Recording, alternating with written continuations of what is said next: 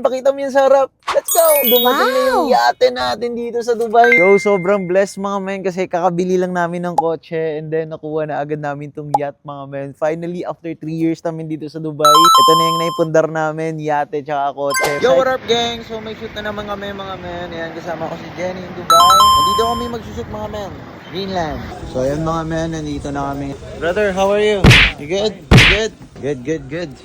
Tara mga men, pag trip nyo mag-grocery, mura lang sila dito. Yan, kita nyo yan, 16 dirhams, 13 dirhams. Dati siyang 19 ngayon, 13 na lang. Basta madami silang ano dito mga men, sale. Actually, every week pa iba-iba yung offer nila. So mag-i-start na kami ng shoot mga men. Dito muna kami sa Frozen, ayan. Wow! Dala nila yung ano.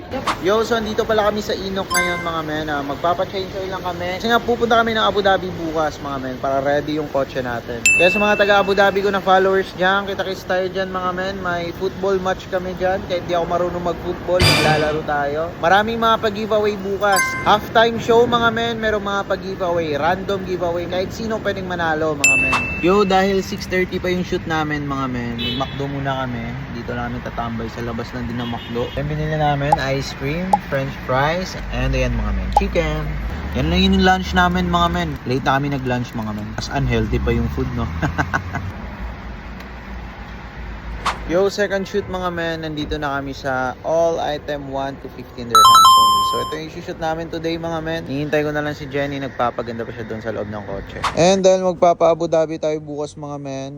Nagpa-washing na muna ako ng kotse. Mabilis ang washing lang mga men. Malinis naman na sa loob. So sa labas lang yung kailangan ko. 2 hours later. Yo, sobrang excited ako umuwi mga men. Katatapos na namin mag-shoot ni Jenny in Dubai. And ngayon pauwi na kami sa bahay mga men. May good news ako sa inyo. May papakita ako sa inyo mga men. May biglang nag-message kasi sa akin mga men. May i-deliver na daw sa bahay. So ito na yon mga men. Let's go! Yo, so ready na ba kayo mga men? Ito na yung mga men. Ipakita mo yan sa harap. Let's go! Dumating na yung yate natin dito sa Dubai. Yo, sobrang blessed mga men kasi kakabili lang namin ng kotse and then nakuha na agad namin tong yacht mga men. Finally, after 3 years namin dito sa Dubai, ito na yung naipundar namin, yate tsaka kotse. Excited ako mga men, naggagamitin to. Actually, pang business din namin ni Jenny to. Paparentahan din namin to. Naasikaso na namin yung papeles mga men para malagay na to doon sa marina. So, let's go mga men. Uy, andyan na yung may-ari.